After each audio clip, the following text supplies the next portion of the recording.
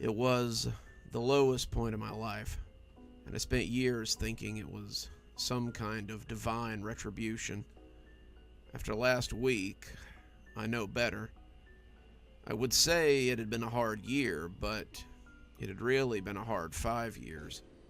COVID knocked me out of a job that I really liked.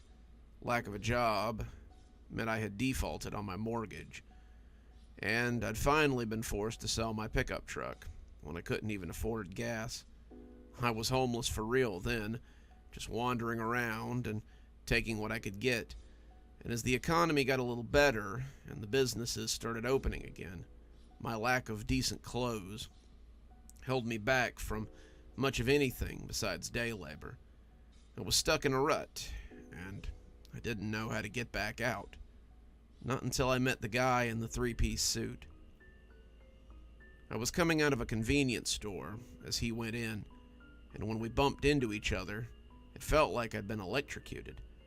I'd been doing a little panhandling, not something that I'm proud of, and some nice lady had given me a 5-spot as long as I wouldn't spend it on the booze. $5 was enough for a slightly expired sandwich and a bottle of water, so I headed down to Enzo's, where I bumped into Mr. Suit Guy.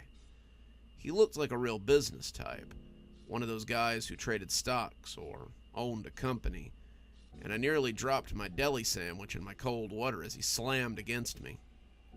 I just figured he would bowl past me and keep going, but I was 3 or 4 steps out of the door when I felt eyes watching me. I turned back to find him looking at me in a thunderstruck way. I didn't like it. It was more than most people had seen. I felt seen in a way that I hadn't in years, like someone was finally looking at me and thinking more than effing bum, and it honestly felt a little nice. Right up until he started yelling. Hey, get back here. You bumped into me. Get your ass back here and bump me again. I need it. But whatever else he was saying, I didn't hear. I started running, clutching my food and running flat out. I didn't know what this was about, but I knew that if the cops came by, they'd side with Mr. Gray Suit over a smelly bum any day. The guy chased me for a little over a block, shoving other people aside, too, as he kept yelling at me to come back and bump into him again. And it took me almost 10 minutes to lose him.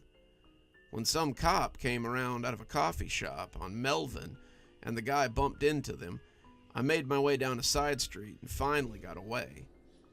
That had been weird, I reflected, but people usually treated the homeless like punching bags, so it wasn't out of the ordinary.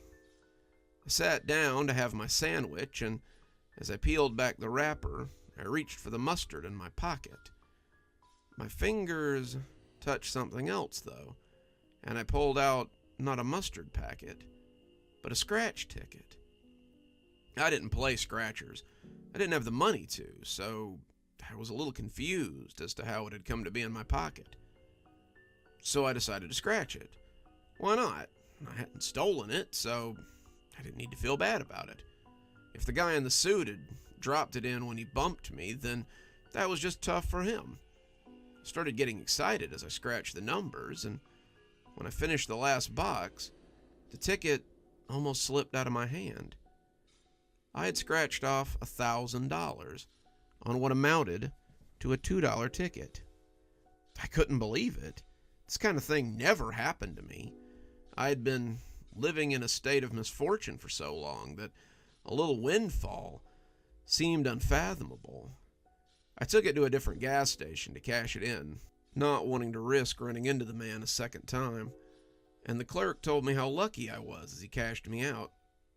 He asked if I wanted another ticket, and after thinking about it, I decided that I might as well. There was no harm in playing another. It was only $2. I scratched it and felt my hands begin to shake. I'd won another $5,000. That was how it went after that. Whether I played dice in an alley or cards at a high-end casino, I won. Soon I was back on my feet, my luck with jobs turning around, and within a year, I was the owner of my own business. As I started to do well with my small-scale gambling, I let a coworker talk me into putting some money into cryptocurrency. I did so well with it that I started day trading, and when the GameSpot stock came up in conversation, I put my money in and cashed out at the peak. I also met someone at work, a woman with a young son who needed stability, and we decided to start a life together. I couldn't believe it. I had gone from living under park benches to owning my own home again and getting my life back on track. My business did well. My ventures always panned out. Everything I touched turned to gold. By the start of 2025, I was doing public outreach in the same areas where I'd once slept and begged for money. And that was how I came to see the man that I had bumped into again. I was walking around a soup kitchen, which I had recently taken on as a charitable venture, when I saw him eating with some of the other guys at the shelter. Life had clearly not been good to him since the last time we'd bumped into each other. He was haggard, his hair long and his clothes disheveled.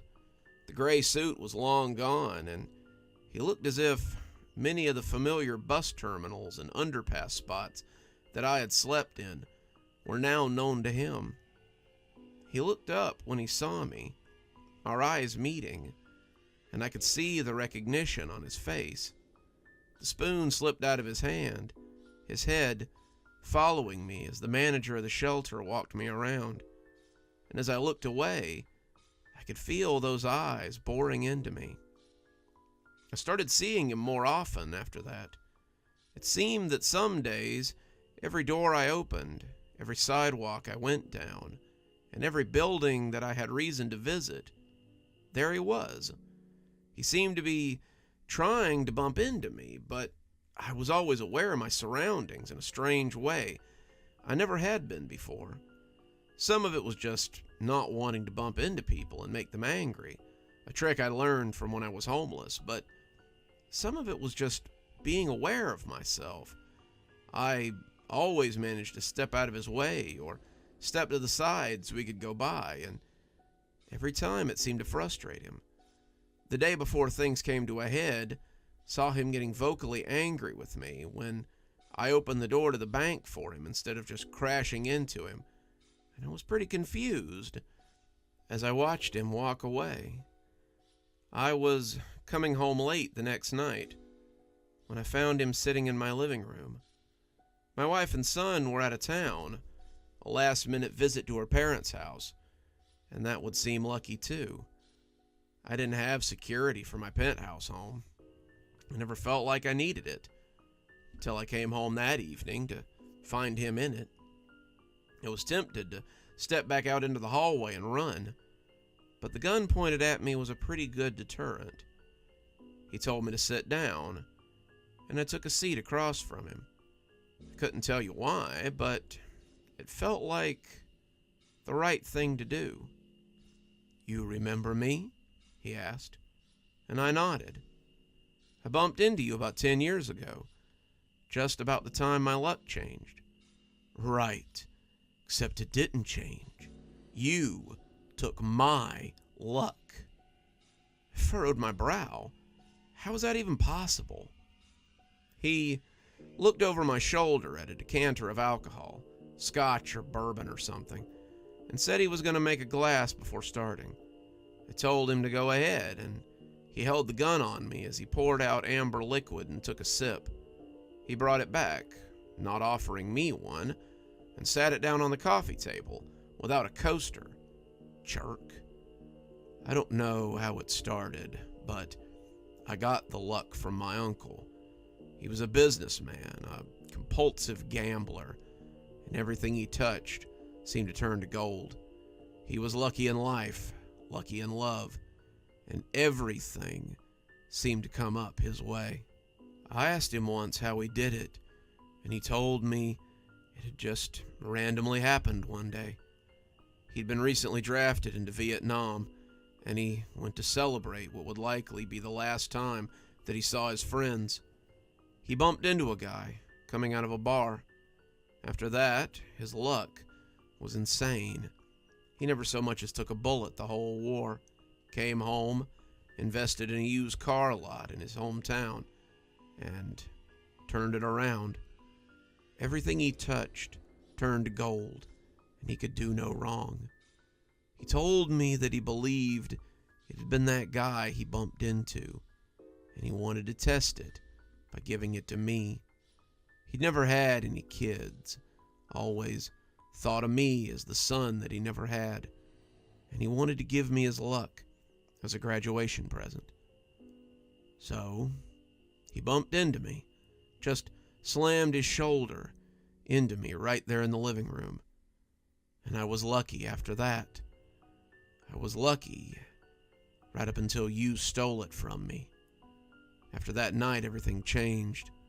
I got arrested for trying to get you. The cops said I was disturbing the peace, and when they took me in, I refused to stop long enough to talk to them.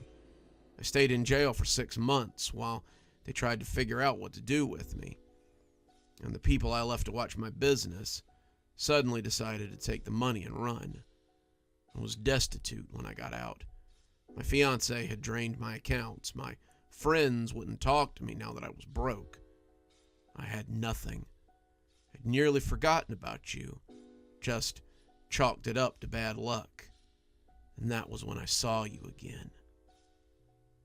He took another long drink, smacked his lips, and went to get the decanter. He brought it back, not even bothering with the glass anymore, and seemed to enjoy sipping from the glass neck of the thing. You forget how nice things are when you're living rough. A nice bourbon, cigar on the balcony, a steak cooked just the way you want it. Anyway, after I saw you at the shelter, I knew I had to get my luck back. I kept trying to bump into you, but I think you'd figured out by then that the bump was how you'd gotten it in the first place. I was getting frustrated, not sure how to get you to give it back, and finally, I decided that this was the best way to go. So, he said, cocking the cheap little revolver, you're going to bump into me. You're going to give me my luck back. Then, I'm going to leave. You can call the police if you like.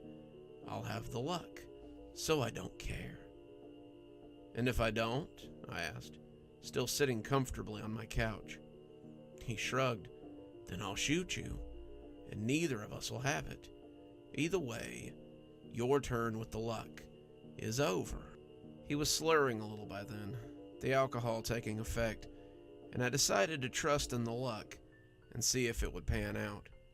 Then I guess you'll have to shoot me, I said, spreading my arms out and inviting him to take the shot. He looked mad. Asshole. I didn't want it to be like... But I never found out what he wanted it to be like. He seemed to have forgotten that the coffee table was there, and when his shin bumped into it, he fell forward and through the glass top. The gun fell out of his limp fingers, the alcohol spilling on the carpet, as he gurgled with the shards of the tabletop in his guts. He looked up at me, pleading for me to help him, but it was too late. I called the police, but it seemed my luck wasn't going to work for him. He was dead before they got there. The whole thing was written up as a home invasion gone wrong. The fella had a record, a lot of loitering and panhandling mostly, and they supposed that he had simply stepped up to the next means of getting a hot meal. I didn't tell them what we'd talked about. I figured it would only muddy the waters further. Now, however, I'm stuck with the idea that I might be able to transfer this luck. My son, who I adopted at the start of last year, is 10, so I've got a little time to figure it out. I've started putting money in accounts under my wife's name, just in case. If the luck means I have to lose what I've gained, then maybe I can set them up well enough that they can live comfortably, no matter what happens. If it's true, and I can transfer the luck, then maybe I'll give it to my son when he comes of age. Luck is a pretty good gift, for a young man starting out in the world. Till then, I'll just have to be careful who I bump into.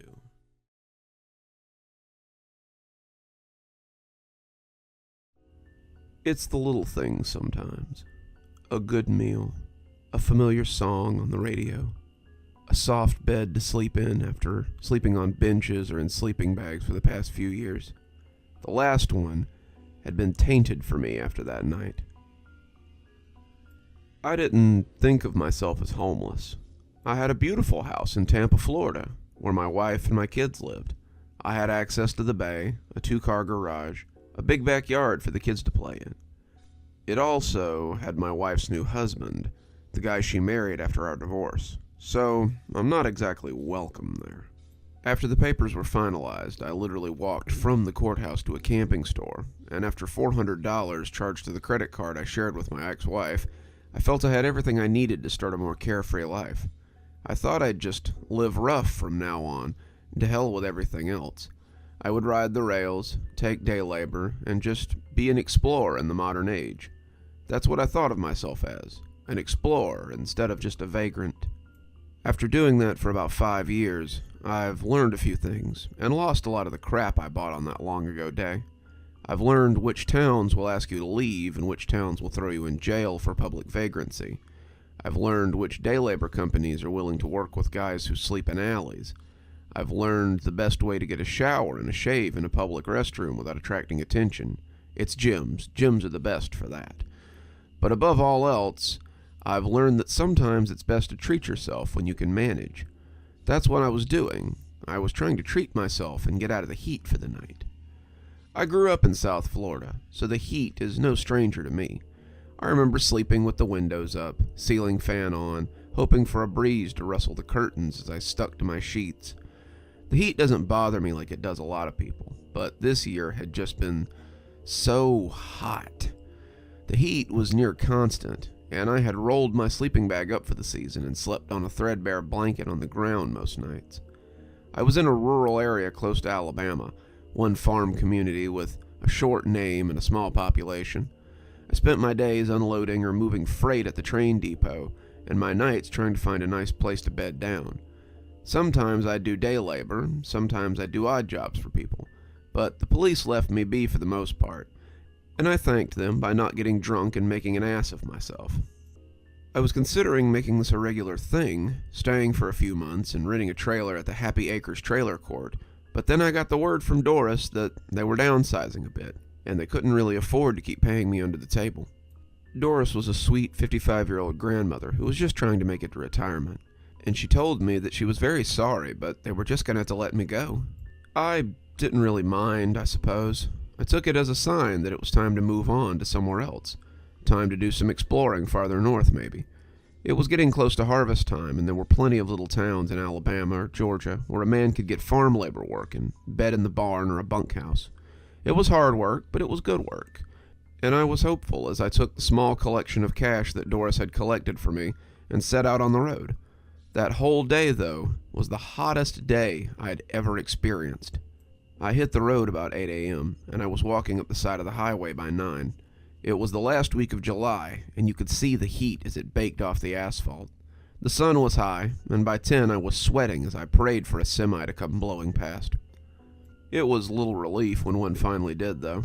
The air that buffeted into my face was like a giant exhaling on me. I thought longingly about the big fan running on the docks and how I could catch a long breeze between unloading and loading trains as I drove my forklift underneath it. By afternoon, I was miserable. My back felt like it weighed about 500 pounds, and the straps dug into my sore shoulders. I was in Alabama. I had stopped at the rest stop to use the bathroom at the border, but I was a good piece from Dothan, the closest big city. If I could get there, I could get some day labor, find a farmer looking for laborers for the season. I could even just pick up a job at a depot or as a fry cook or something, so I could afford to stay indoors until it was time to move on again. As I walked that first day, I even dared to dream that I might find something less temporary and make Dothan a long stop. I had grown up on a farm, picking vegetables and milking cows and taking care of horses, and the idea that I might get along with some farmer and become his stableman or his labor foreman was appealing. On the other hand, I was a lapsed accountant, too. I had worked for an office in Tampa and could easily get back with a place and make that my life again. I could get an apartment, have a stable job again, maybe even see my kids sometime if they wanted. Like I said, big cities are sometimes full of possibilities, and there's little else to do on the road but daydream. When night fell, I was squarely in the Badlands. For those of you unfamiliar with Highway 98, there's a stretch before you get to Dothan where there isn't much of anything but fireworks stands and little houses. There are occasional gas stations. Hell, there's even a really nice casino out there that no one ever goes to. But if you're on foot and seeing it through the headlights of passing cars, it can be a little spooky. The remains of abandoned houses that are slowly being reclaimed by the land look a lot like haunted houses when the lights of a passing semi suddenly bring them to life.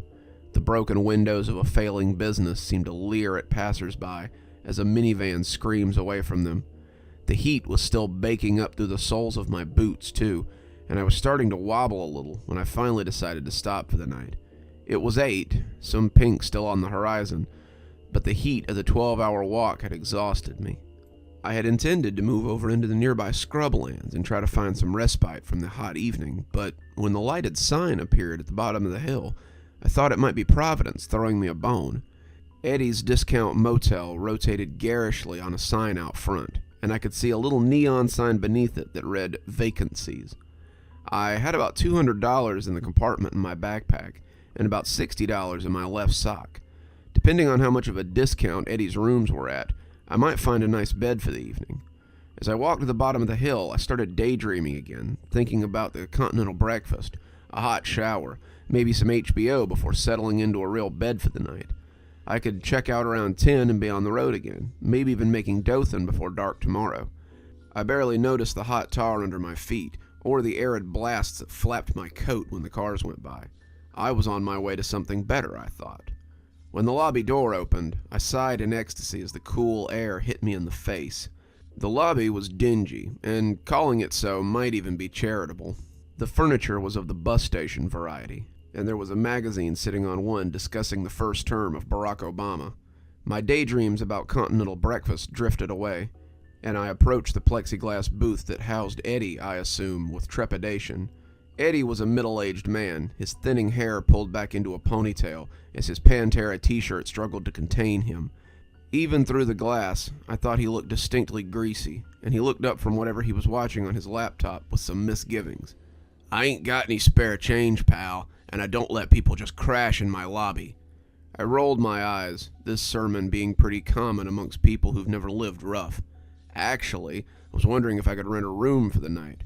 Eddie looked me over and his glower softened. "It's 30 a night. Checkouts at 10 a.m. Cash up front. No refunds for stains or bugs." He tapped the slot at the bottom of the plexiglass, indicating that I could drop my cash in there. I bent down and fished 2 20s out of my sock. They were wet with sweat, but money was money in this economy. 30 was a lot to pay for a few hours of respite from the heat, but the thought of sweating out in the woods for the night had changed my mind. Eddie grimaced at the wet bills, but he slid them under the counter and flopped a 10 and a room key back at me. "Take room 5. Don't forget, checkouts at 10 a.m. And don't steal my towels." Then he turned back to his laptop and forgot I existed. The room was somewhere between swanky and skanky. There was a bed with a sagging mattress and some sheets that were only slightly stained. A bathroom with a shower and a sad stained toilet, and a TV that looked like it had seen most of the Reagan administration. All in all, it was a shithole, but it was better than sleeping in the woods. The only thing I cared about was sitting under the big window, and when it started pumping out cold air at subarctic temperatures, I was glad that I had shelled out for the room. The shower was amazing, but it was also the first indication I got that something was off. I left my clothes on the floor and climbed into the hot deluge. My skin felt like I'd stepped into a heat bank for a few seconds, but it passed as the hot lava coursed down my scalp. How long had it been? How long had it been since I'd had a real shower? How long had it been since I'd stood in a real shower, slept in a real bed, watched TV, had it all to myself? My eyes snapped open, though, when I heard the click of nails on the linoleum. The rings of the Dollar General curtain almost screamed as I yanked it hard to the side. My first thought had been rats. This place was slummy enough to have them, but I didn't see anything. The floor was stained, but my clothes were the only thing on it. I looked at the door, but it was closed. No rat could have squeezed under that thing. I pulled the curtain back and had just started washing the day's sweat off of me when I heard it again. It was subtle, like claws on the lino, but when I looked at the curtain, I slammed hard against the cold plastic wall. My mind was trying to make sense of what I was seeing and coming up short. It couldn't be what I was looking at, but I couldn't find any other way to explain it. The curtain was crawling with something big, something that looked like beetles. They were scuttling over the curtain, 4, 5, 7, 8, and as I slid into the ringed basin of the tub, I started hyperventilating a little. They were scuttling, their feet making the same clicking as they had on the bathroom floor. I couldn't see their eyes, but I could feel them. They glared at me through the curtain as the steam clouded around them. As the water fell on my head, I gasped in pain as the shampoo I'd been working into my scalp ran into my eyes. I wiped at it, not wanting to lose track of the bugs, but as my vision cleared, I was looking at empty space and the gauzy film of the shower curtain. The bugs were gone, out of sight, but not out of mind. I searched the room, probably looking ridiculous in my old underoos, but I never found anything. Well, except for the stains on the mattress. They were a little hard to miss. I had gripped the mattress when I saw the old red stains on the side. If you've never seen old blood, then you may not realize what it looks like, but I'd seen my fair share on the farm. This was old blood, probably years old, and I made a mental note to sleep on top of the comforter that night. There were sheets on the bed, but you can only expect so much from fabric. I put my clothes back on and tried to make myself comfortable. It was hard. Those big bugs were still fresh in my mind, and as I lay on top of the sheet, I couldn't help but wonder where they had gotten off to. Were they waiting for me to turn off the light?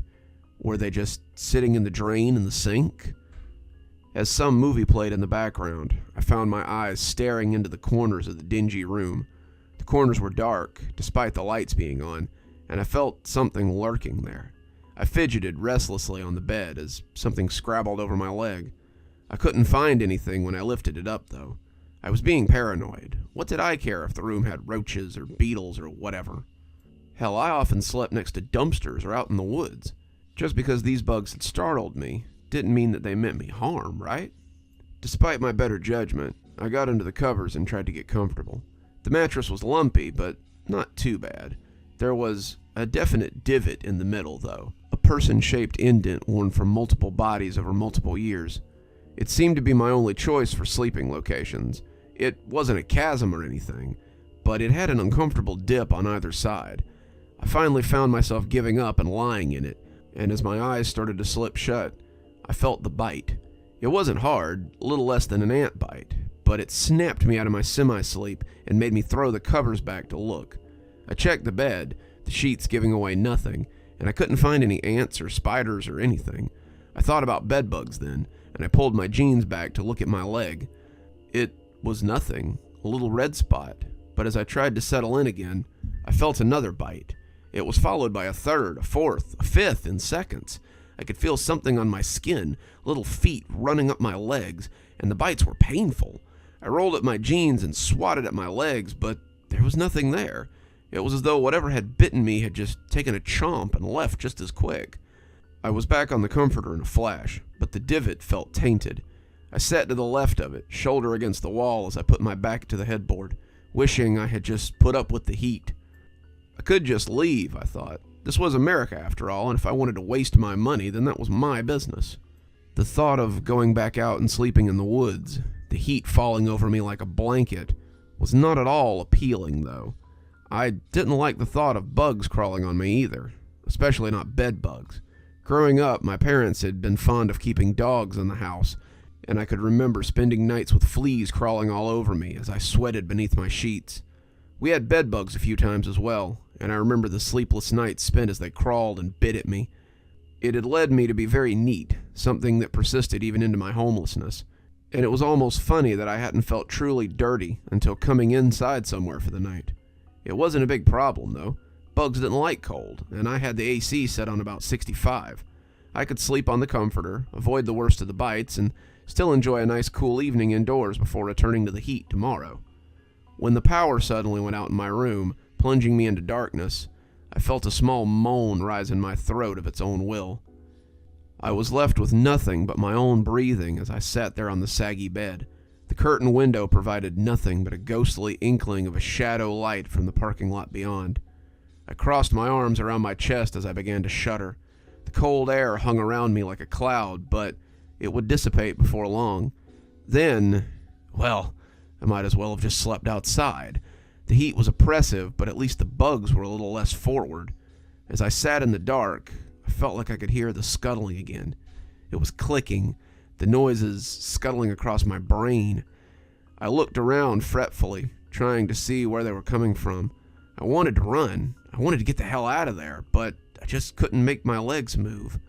My eyes were roving in a panic when I saw the comforter begin to flutter. The divot made a little canyon in the bedclothes, and I could see something squirming up from that hole. They were big, looking like beetles from a kid's cartoon, and they came staggering up from the crater as they ruffled the comforter.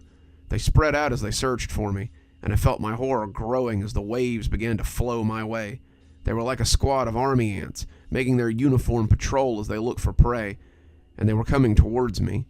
I did the only thing I could think to do. I got up and made a run for the door. I made a grab for my pack, but my fingers slipped off the rawhide loop at the top. I paused in the doorway, turning back to grab it, and that's when I saw them. The bugs on the shower curtain had been babies compared to these bloodsuckers. They were as large as dogs, their amber bodies clicking as they moved, and their piss-yellow eyes full of hate.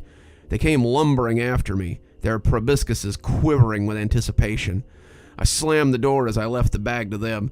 I had a fleeting thought that I had left the room key on the nightstand, but that hardly mattered. I wouldn't have gone in there for $200,000, much less the $200 in change that was left in my travel sack. That's how I ended up running up the interstate towards Dothan with nothing but the clothes on my back and $10 on my sock.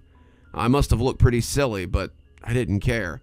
I was glad to be out of there, glad to be in the muggy air again, happy to have escaped with my life. And when the man in the Farmall truck came and picked me up a half an hour later, driving me the rest of the way to Dothan, I was glad to be able to feel the breeze that ruffled my hair.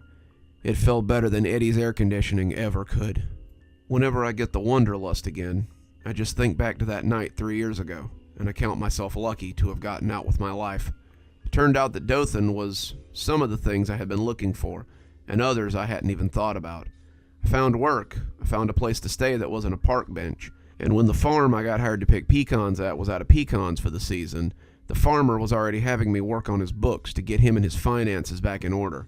I moved into a little rental on the land, and I'm glad to say that my wandering days are over for now. I put this story here as a warning to those who still wonder, though. Eddie's prices may seem like a good deal, but watch out for the things you get on top of the bed and the TV. Those bed bugs have teeth, and you may end up as just another stain on the mattress if you aren't careful.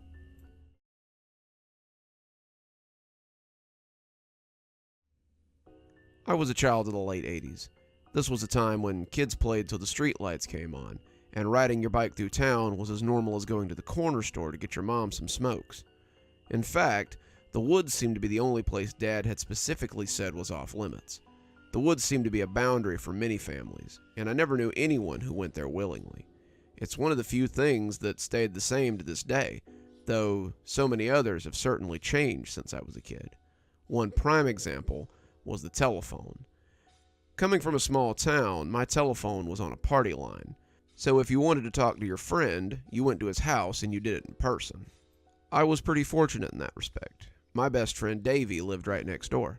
If I wanted to ask him to play G.I. Joes or ride our bikes, I could just walk 20 paces rather than digging my Huffy out of the garage.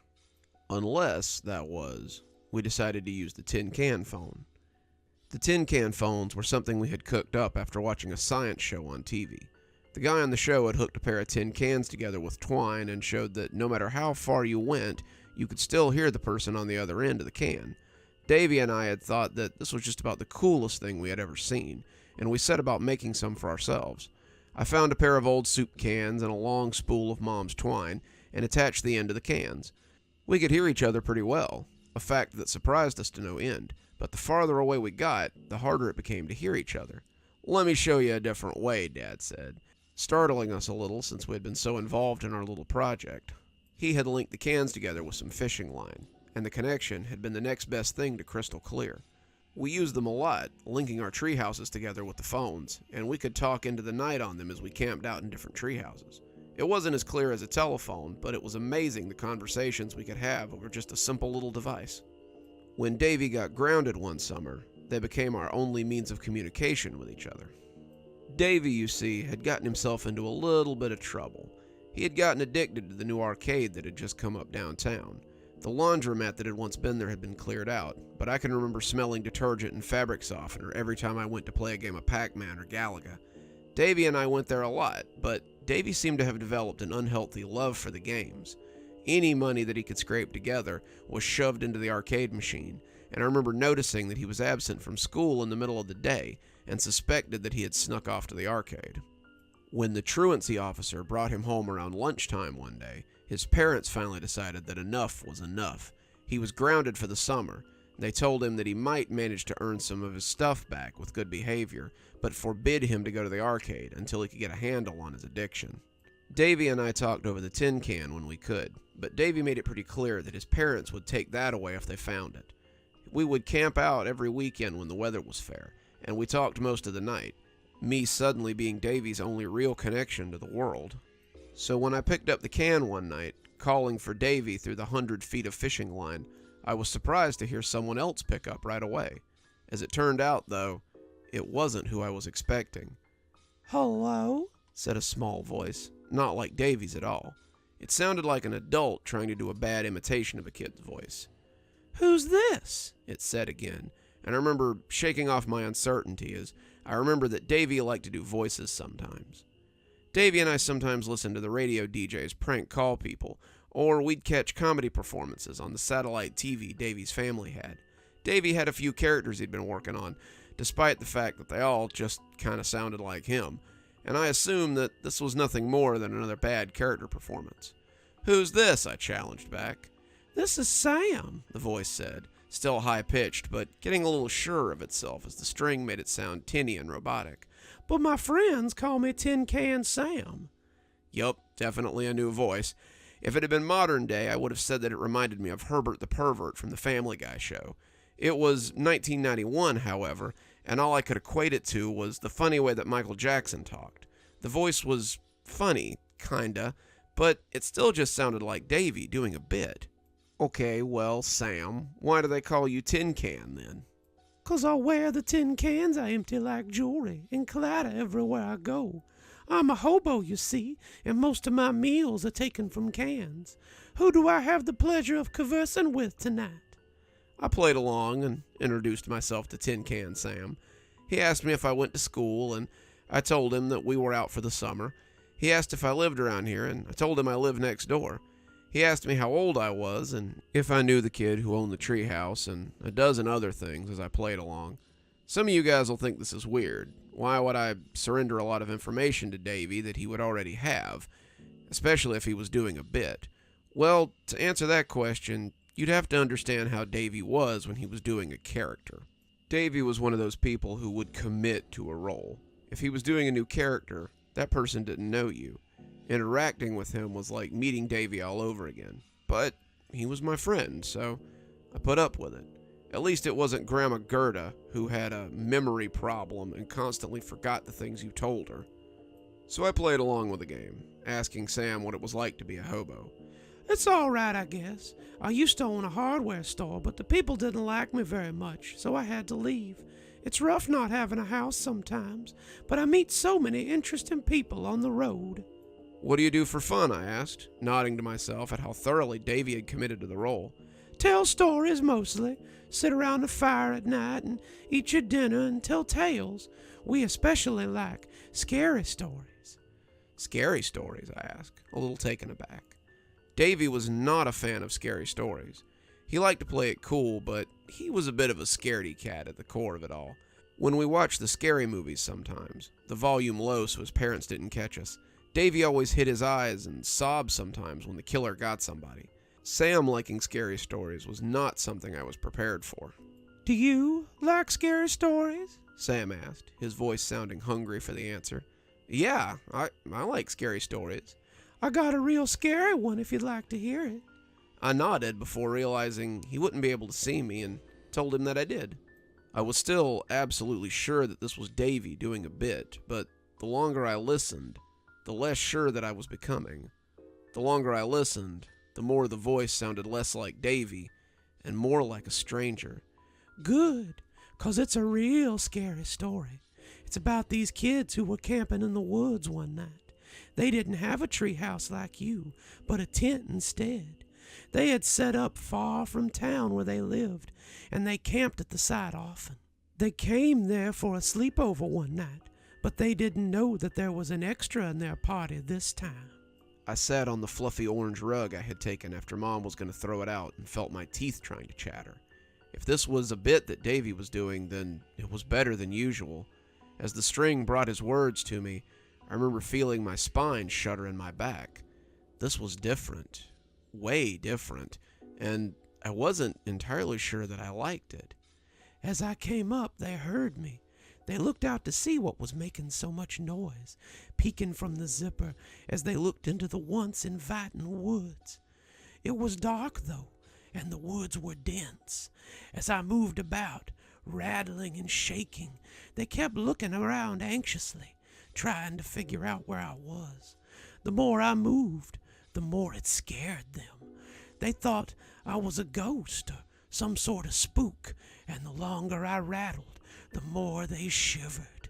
It was windy that night, and I seemed to be everywhere. Oh, okay, Davy, said my voice shaking a little as I watched the fire and my lantern dance. I don't like this game anymore. Who's Davy? I told you my name's Tin Can Sam. Now where was I? I looked out the window, trying to see if Davy was in his treehouse, but the branches of the big oak his dad had built it in obscured the structure. All I could really see was the string as it hung taut between us. Oh, that's right. I could hear them whispering over there, discussing their chances if they ran. They didn't think they stood a chance if they stayed, but if they ran, well, they believed I could only catch one of them. They were arguing, starting to yell, and as they got louder and louder, I crept up to their tent. I'd have had them then and there, but suddenly they burst out of the tent and ran in every direction. I smiled as they ran, knowing that I could easily catch more than one of them. Stop it, Davy, I yelled, the story creeping me out, and when coupled with the voice he told it in, I don't want to hear any more. Despite this, I felt unable to take the can away from my ear. I caught them, and I cut them. I sliced them, and I diced them. I cut their throats, and I sliced out their tongues. I cut their legs, and I took off their fingers, and when I turned my attention to the third boy, I knew I could get him before he got home. I took off after him, my cans rattling like ghostly chains. He kept glancing behind him, hearing my clatter as I got closer and closer. His feet slapped against the ground, and if he'd hit a single root, we wouldn't be having this conversation. I was so close, my knife still wet with his friend's blood, and as I lunged, he jumped over a small fence and came into his backyard. I stood, watching as he tripped and rolled onto the grass of his house, and when he looked back, I melted into the woods. His race won. I let the tin can fall to the rug, not wanting to hear anything else as I scrambled to the ladder to my treehouse and pulled it up. Unlike the children in the story, I was not in a tent. I knew that no one could get me if that ladder was up, and as I dragged it into the treehouse, I could see a shadow as it hunkered at the edge of the fence that separated my yard from Davy's. It was a man, a skinny wisp of a man, with strings of cans hanging off him. He looked up at me as I looked down at him, and even in the dark, I could see his broad white teeth as he grinned. I slammed the trapdoor shut, but even in my tree fort, I wasn't outside his reach. As I hunkered on the carpet, I heard his voice ooze from the can as he left one final word on the matter. Tell your father He was right to tell you to be cautious of the woods. He may have said more, but I threw the can out the window then and heard it tonk as it landed in Davy's yard. I spent the rest of the night with my knees against my chest, jumping at every sound outside as I listened for the clank of cans. I didn't come out when the sun came up, and when someone called my name from the ground, I jumped in surprise. Looking out my window, I was happy to see that it was my dad. I came down the ladder, leaping into his arms as I cried against his shoulders. "What's the matter, kiddo? You have a bad night?" he asked, smiling but clearly concerned. I felt him stiffen when I told him what Tin Can Sam had said, and I felt him hug me even tighter. "I'm so sorry," he said. I never slept in that treehouse again, and after I told Davy about what had happened, I don't think he did either. I'm an adult now, and my parents' house is my house. After Dad died of a stroke while I was in college and Mom passed away a few years later, Melinda and I decided to move into what was the largest part of my inheritance. Our children love the big backyard, the treehouse that I've refurbished and repaired, but I always warned them to stay out of the woods.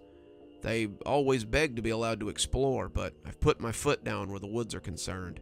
I've never seen Tin Can Sam again, but if I ever think that maybe I imagined it, all I have to do is listen carefully on quiet nights. Sometimes, if you listen closely, you can still hear the clank and jangle of the old cans as they blow in the breeze. Good evening, everyone. It's me, Dr. Plague. Thank you so much for joining me for tonight's story. If you're still interested in more spooky content, maybe click on that video that you'll see at the end. Or maybe head on over to one of my playlists. They're always packed with spooky material. If you're on your way out, or even if you're sticking around, maybe consider hitting that subscribe button and that notification bell so you don't miss any of the spooky content we put on here. And of course, don't forget to leave a comment. I like it when people leave comments. Thanks to my patrons, the Irish Devil at our Spooky Ghost tier, Janet at our Spooky Skeleton tier, Xaronan, Emily Coltsfoot, and Leslie Lou Riddle at our Spooky Reader tier, and Glenn Jenkins at our Ghostly Writer tier. Thanks, everyone. We just couldn't do the show without you. If you too would like to support the show, I always recommend you come on down to Patreon.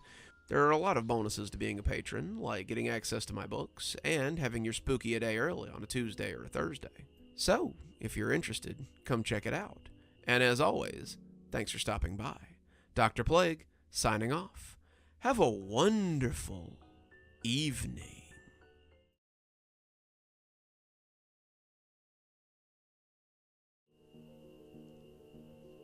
I've been living rough for about a year now. It's not as bad as you'd think. Not really. When COVID hit, I lost my job. The food industry got hit pretty hard, and the catering business I worked for had suddenly closed up shop. When I couldn't pay my rent, my landlord put me on the street. I suppose I could have gone and gotten an assistance check, but I met some guys at a soup kitchen I was crashing at, and they invited me to come live rough with them. For the last 9 months, I've been traveling from town to town with a great group of guys who've been homeless for years. I know this makes me sound like a tourist, but it's really not as bad as you'd think. I've been enjoying a freer lifestyle than I ever had before. I travel around with 4 guys, and they keep an eye on me, and I keep an eye on them. They call me Kid, and I'm lucky to have fallen in with them, all things told. Travis is a vet from Iraq who couldn't seem to live in an apartment after spending 6 months in an Iraqi prison. He's a rough guy, but very protective of his squad, which I guess is us now. Conley is more like a classic tramp. He's old enough to be my granddad and seems to get by mostly on panhandling. He can be real charming, and he's amiable enough, whether he's drunk or sober. He's more than happy to share what he makes with the rest of us, too. Then, of course, there's John. Of the 3, I think John is the one I like the best. He reminds me of my dad somehow. He's tall and thin with bushy eyebrows and a thick salt and pepper beard. He works as a handyman sometimes to make money, and he seems more than content to keep a protective eye on all of us. Despite Conley being 15 years older than him, you can tell that he thinks of all of us as his kids. He was very protective of us, and I spent many nights around a campfire with the 3 of them. John was always at the head of the fire, like a father at his table, and we often told stories as we hunkered around our camp. On the night in question, we were telling scary stories. We had camped in the woods off the interstate, far enough in that our fire couldn't be seen from the road, and we were eating food we had all bought and telling tales.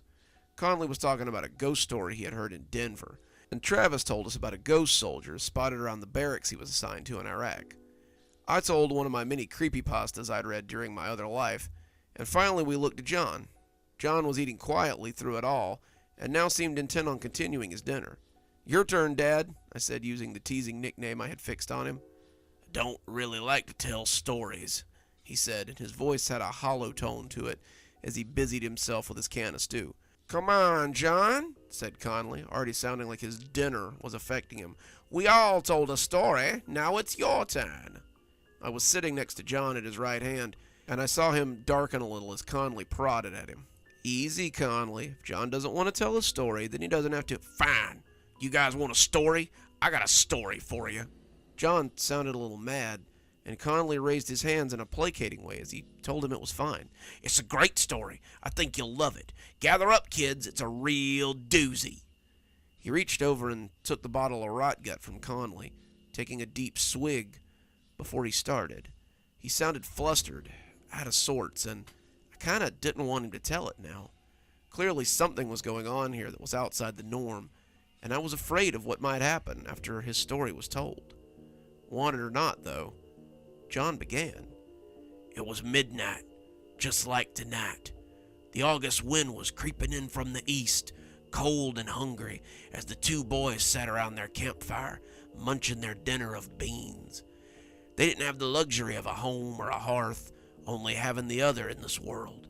Their parents had cast them out, not having enough money to feed them any longer, and the two boys had been riding the rails, seeking their fortunes as they tried to make it day by day. The two boys had managed to beg enough for a can of beans, and as they sat around the fire, they listened to the bubbling inside as their stomachs growled and their mouths watered. They hadn't eaten in 3 days, you see, and the smell of them beans was enough to make them ravenous. They sat closer to the fire, basking in the smell of the cooking beans, and that's when they heard the cry. The two huddled close to the fire, shuddering as the howl glided up between the trees. Their campfire wavered under the torrent of wind, and they hunkered close as they tried to keep alive. They blocked it with their bodies, feeling the icy bite of the wind as they tried to cook their dinner. The howl growled across their shivering skin, and the two boys wondered if that would be their last meal. The beans began to boil over the lip of the can, and the older boy's threadbare glove allowed him to slide it from the flames. He poured the beans into a tin cup for his brother, gritting his teeth as the heat became too hot even for his gloved hand. As he poured, he could feel something stalking behind them. It had smelled their food and came to look. If they were lucky, it was just a little cat or a mangy dog that would leave if they shouted. If they weren't, then the older boy would stand against it while the brother ran. Either way, the two would eat a few mouthfuls of beans before they died. He wrapped his scarf around the can gingerly, holding it by the tatty garment as he tipped the scalding beans into his mouth. They burned his tongue and blistered his throat, but his hunger was too great to wait. His brother moaned in pain as he did the same, the two of them feeding their bodies as the scalding food nourished them. And all the while, the beast howled and stalked behind them. Neither boy looked into the dark woods. They knew that something stalked them, that something wanted them desperately, but they thought that if they ignored it, it might just pass them by. As it moved around them, the oldest could see that it was like a dog. It capered about on all fours, its teeth bone white as it grinned at them.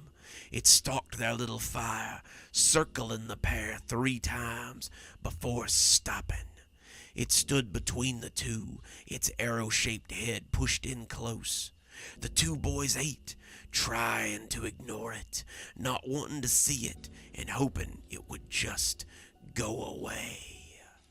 When it spoke, the younger of the two began to cry in terror. You come into my woods, bring your destructive fire, and then you don't even offer me a proper gift. What rude children you are. I should punish you for such insolence. The boys begged the creature, saying they had nothing to give, but the creature only scoffed.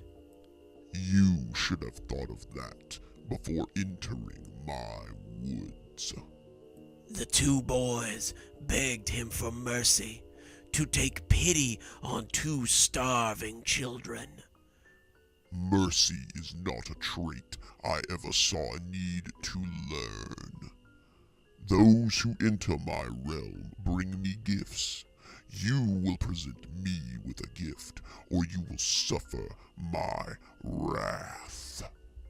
He spoke with a sense of refinement that was at odds with his monstrous nature. The boys had still not summoned up the courage to look at him, and now they shuddered against each other as they thought of what to do. The oldest looked at his still warm can of beans in his hand and saw that he had 2, possibly 3 bites of beans left. He held them out to the creature, still not looking at him, and hoped it would be enough. The creature approached, sniffing at the can, and a weight slid into the warm vessel. It slurped as its long tongue lapped at the beans, smacking as it tasted the juice and liking what it found.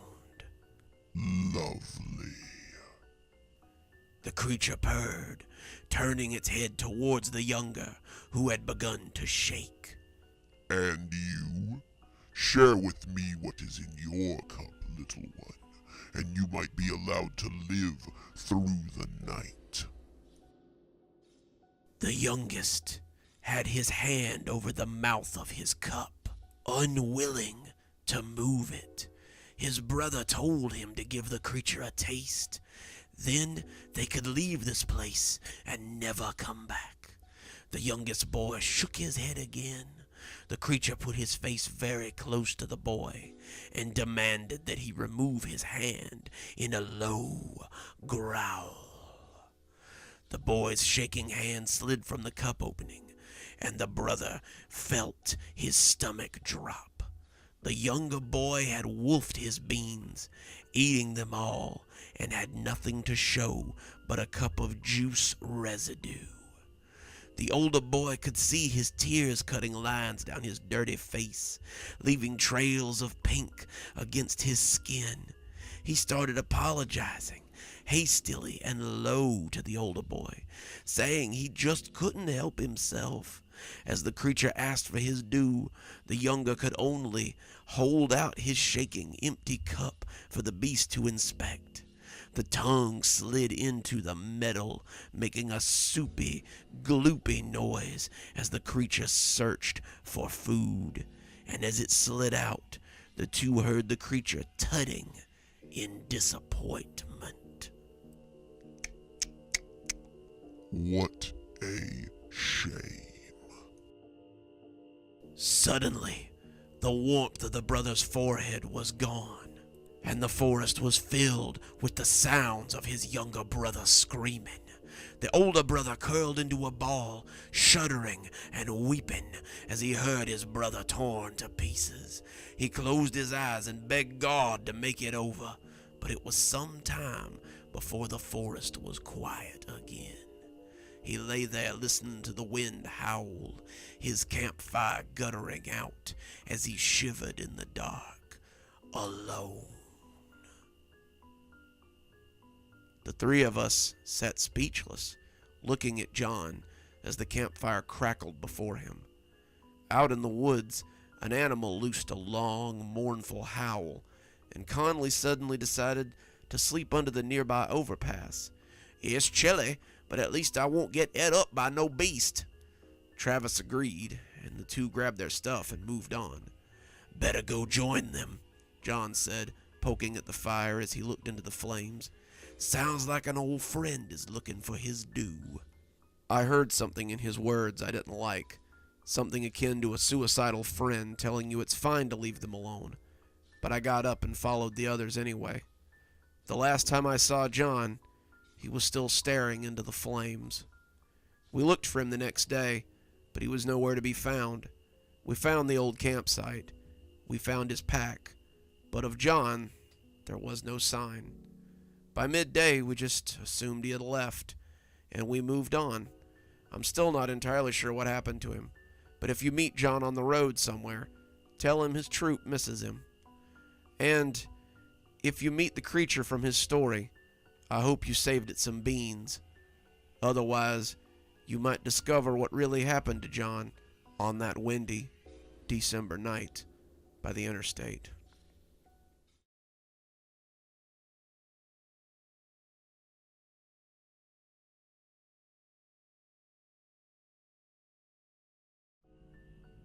Penny for your thoughts, young man? I glanced down at the old man as he sat in the snow, his jeans getting crusty from the ice. He held a grubby coin in his threadbare glove, and his eyes looked up imploring me to take it. Homeless people weren't exactly rare in the city, and I was honestly tired of being asked for change today. I had been asked for change as I went to work that morning, several times. I'd been asked when I stepped out to have a smoke around 10 that morning.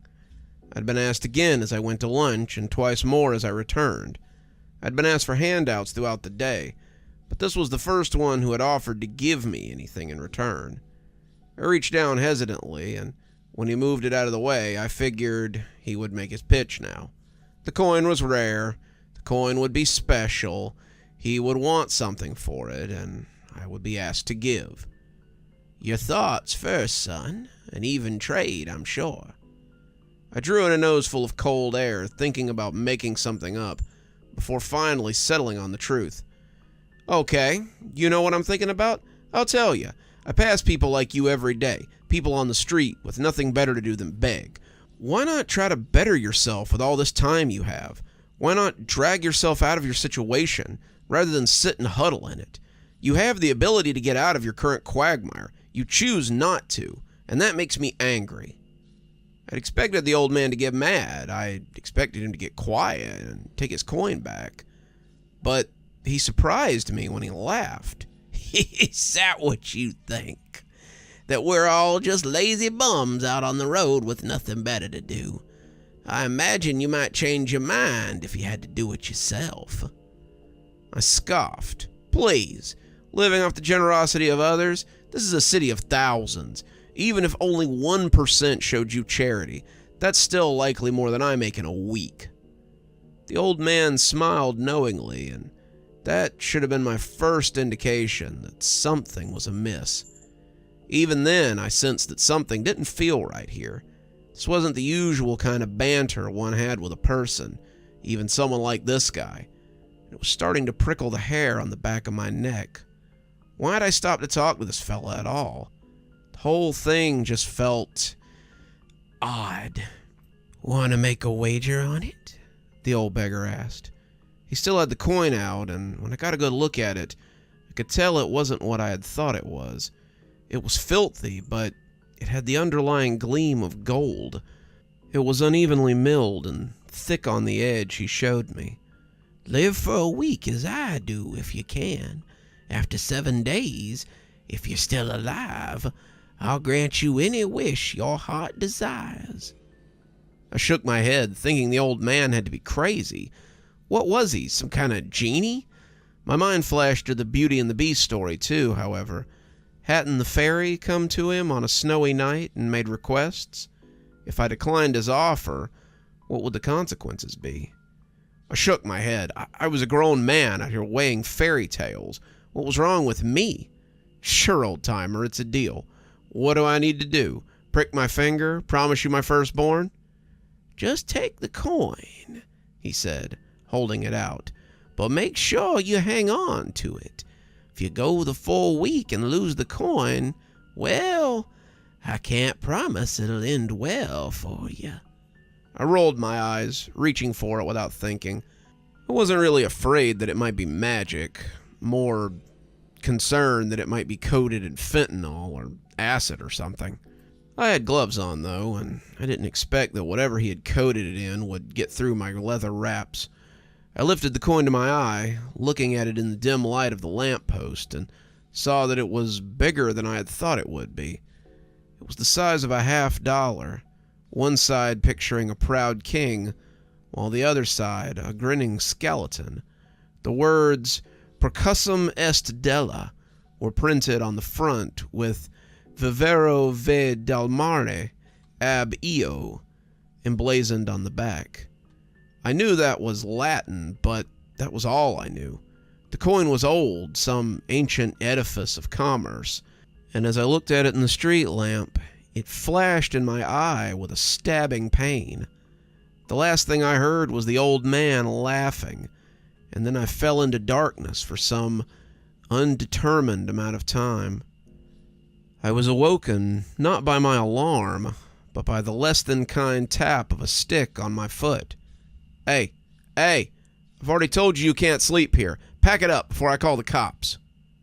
I came groggily awake, aware of being cold and slightly damp before anything else. I put a hand up to my eyes, wondering what had been on that coin the old man had given me. And as my vision came into view, I saw a large man in an apron standing over me with a broom. He held it with the blunt end raised, preparing to swing it if I made any sudden moves. I put a hand up and told him that there was some kind of mistake, but when I raised my hand, I saw it was wrapped in threadbare gloves, the same ones that had been holding the coin last night. What's more, my clothes felt scratchy, like bugs had been crawling on me, and as I got up, the man with the broom tensed like he meant to take a swing. "I'm serious. Get the hell out of here before I call the cops." I told him I was going, and as I stumbled out of the alley, I saw that it was early morning. There was still ice on the ground, steam coming up through the sewer vents, and people were milling up the sidewalk on their way to work or wherever. I must have looked a mess because they walked past me without a second glance. The man with the broom was watching me from the mouth of the alley that I'd been sleeping in, and made it pretty clear that if I didn't start moving, he was going to make good on his threat to call the police. As I made my way down the street, I was already reaching for my cell phone. I'd call an Uber and get back to my apartment. I was unsurprised to find it was missing, as was my wallet and my house keys. No problem. They had no idea which apartment I lived in, so the key wouldn't do them any good. A car was something I never saw the need to own, so I had no vehicle for them to steal. The old man had gotten away with about $80 from my wallet at the end of the day, and anything he took from my bank account would be returned. I'd go to my apartment and tell them I'd been mugged, and they would help me get into my place. I hoped the old man had a good laugh after drugging and stripping me, leaving me in an alley as he dressed me like a vag and took my stuff. Live a week like us, indeed. I'd be back in my apartment in a matter of minutes. Then the police could show him what it was like to live as an inmate. I was full of indignant rage as I passed in front of the big shop window not far from my house, and that's when I caught sight of myself in the reflection. At first, I thought the old man was taunting me, following me to see what I would do once I woke up. But when I rounded on him to give him a piece of my mind, I realized I was looking at my own reflection. I was the old man, his leathery skin and short gray hair, and I just stood there, touching my face with my hand as I tried to make sense of it. Live as we live for a week, if you can. I suddenly understood that there would be no going back to my apartment. There would be no talking to my bank or getting my phone replaced. I felt something heavy against my left butt cheek, and I reached into the back of my threadbare jeans to find the coin nestled there. I looked at both sides, the Emperor and the skull, and suddenly discovered that I could read the words there. "Thus the deal is struck," read the Emperor. "Live or be damned by it," said the skull. I wanted to fling it into the street, but I remembered what he had said, and slipped it back into my pocket.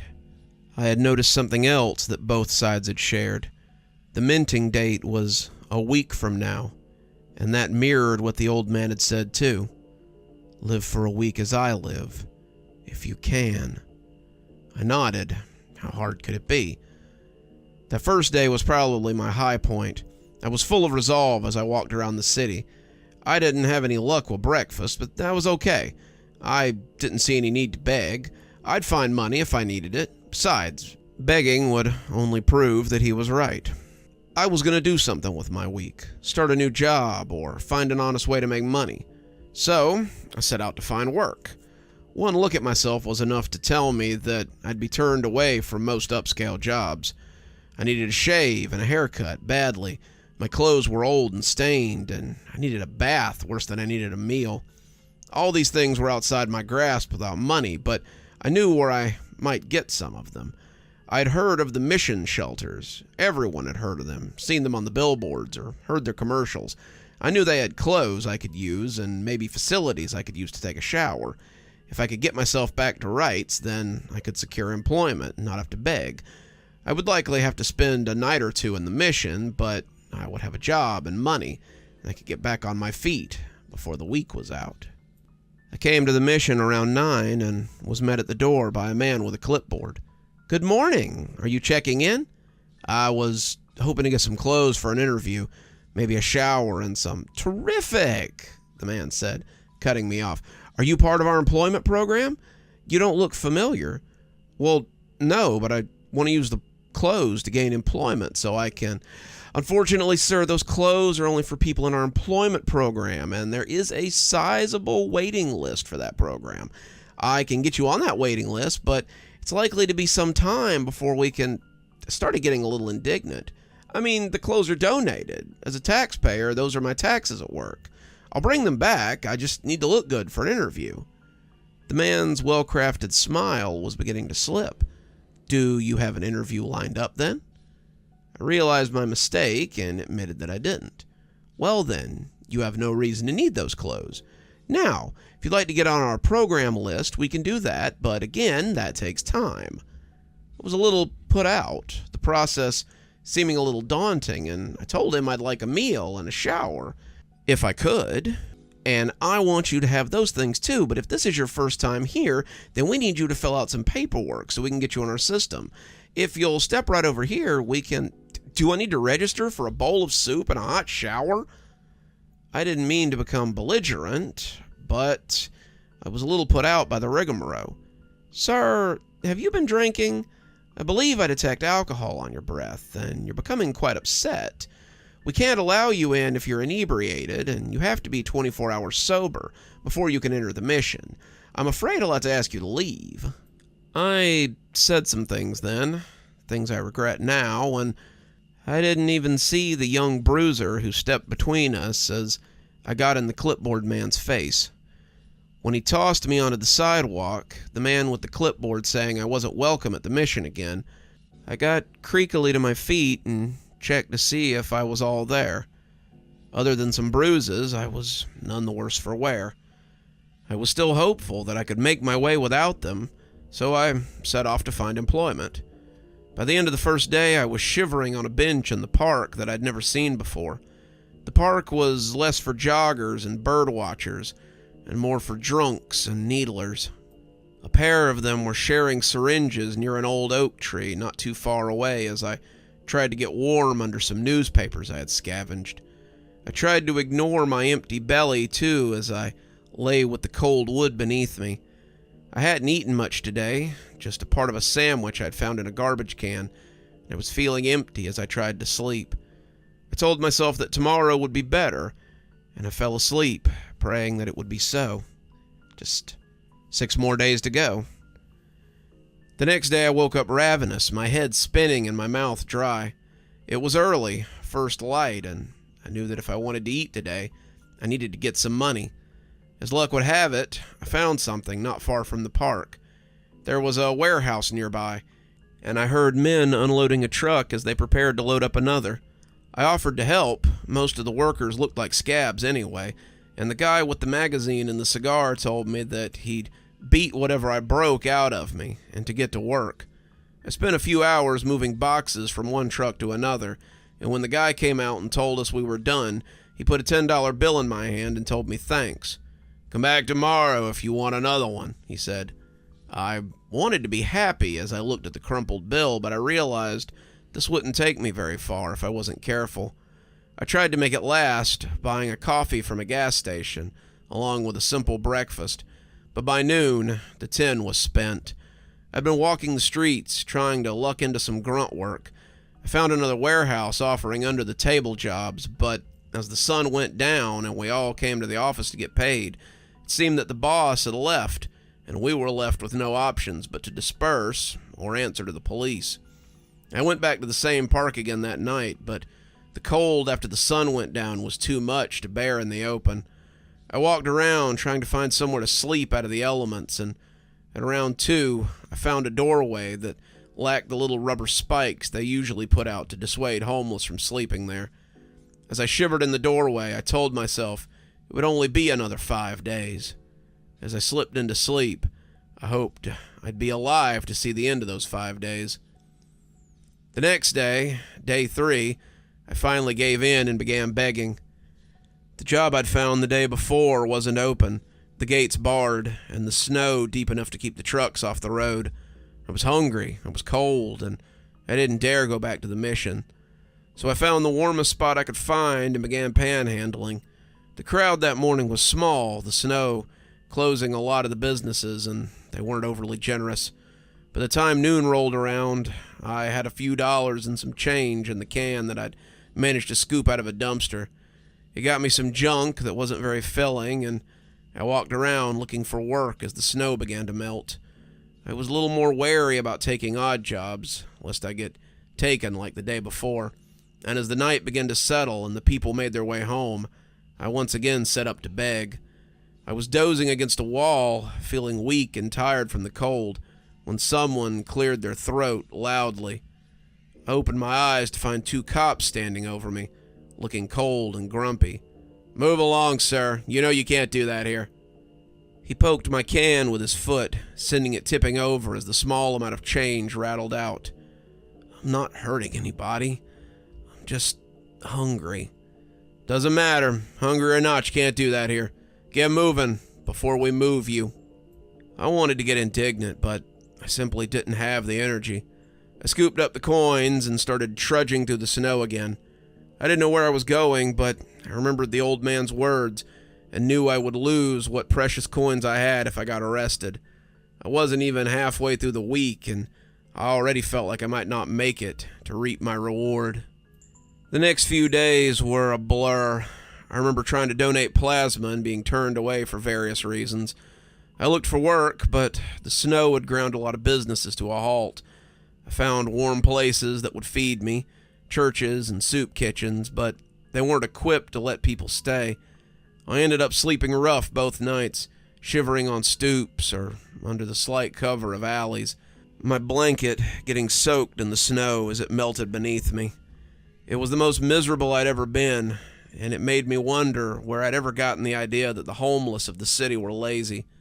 Looking back on my words to the vagrant, words spoken out of ignorance, I felt a deep sense of shame as I remembered how I had talked to him. He was just trying to get a meal, just trying to survive or find somewhere that wasn't a chilly bench to sleep for the night. And all I had seen was a leech trying to get fat off the hard work of others. As I lay beside a dumpster Friday night, watching people drink in the warm light of a familiar bar, I knew I'd never make that mistake again. Saturday dawned cold and dark, the snow melt making the ice thick on the sidewalks as the world came awake again. I had some luck after helping the owner of the store I was sleeping beside clear the ice from the front of the stoop. He patted my shoulder, giving me a plastic bag of sandwiches he was about to throw away.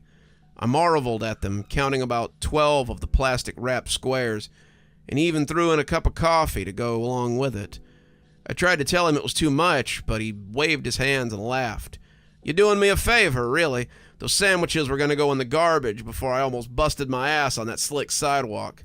If you can get some use out of them, more power to you. Take 'em with my thanks."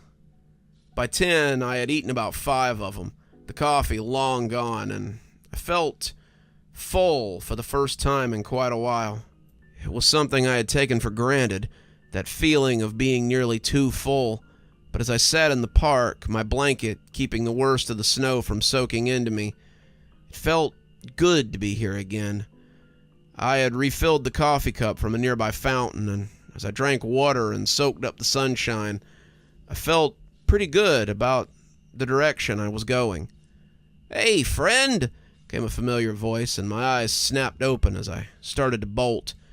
It was a man in similar dress, his face scraggly from many days of beard growth, and he was smiling through his remaining teeth at me. I could smell him between the 10 feet that separated us, but it wasn't an altogether unpleasant smell. He simply smelled earthy as opposed to bad, stale in a way that made me think he was taking care of his clothes when he could, and the jacket he wore bulged humorously, making me think he wore at least 2. "Whoa there, didn't mean to scare you. I was just wondering if I could trade you for one of them sandwiches. I've got some of them vitamin C packs from the free clinic. You can mix them with your water and get something nice to drink to go along with your full belly." He was holding out a crumpled silver packet with the words "Emergency" on the front, and I nodded as I held out a ham and cheese for him. He smiled again, asking if he could sit as he tore into the sandwich with gusto. He had clearly not been eating well, and I realized that must have been the way I had torn into the first one that I'd eaten earlier. "Name's Carter. Good to meet you, friend. Haven't seen you around. Are you new in town?" I told him I was, since it wasn't technically a lie. He laughed and told me I'd picked a heck of a time to come to town. It was the worst snowstorm they had seen in a long time, and the homeless guys were having a hell of a time keeping warm. Between the mission and their paperwork, and the cops and their endless rage for guys just trying to get by, and the shopkeepers not wanting us in their alleys or stoops, it's getting hard to find a place to lay your head most nights. A few others had wandered over to see who Carter was talking to, and they traded some food for the sandwiches as well. I ended up giving away a few of them, and as the afternoon stretched on, they all decided to migrate somewhere to find warmth for the night. I told them good night, meaning to find my own place to sleep, but Carter called my name before they left the park and asked if I was coming. "There's always room for one more around the fire," he said. I spent that night sitting in an alley that was in the middle of a 4-way intersection of buildings. It cut the wind nicely, and someone had secured a tarp to keep the snow off of us. The barrels here had coals burning in them, and the people who stayed here had created a kind of oasis in the swirling snow. "It's not much, but it's better than nothing," Carter said.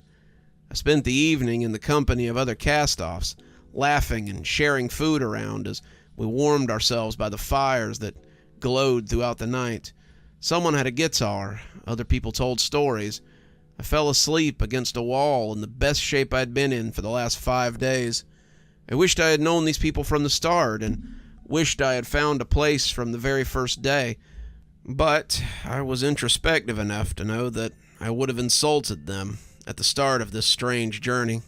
This was a place I had come to naturally, a state of mind I had reached on my own, and as I slipped into a blissful slumber, I hoped it wouldn't simply disappear when I woke up, like some kind of dream.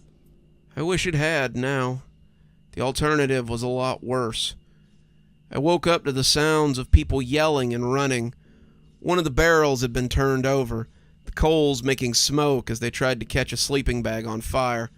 People were screaming, scooping up what they could as people moved in the dancing shadows with purpose.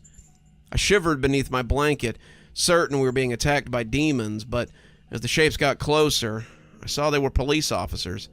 They had discovered our camp, and now they were taking away our one refuge from the cold.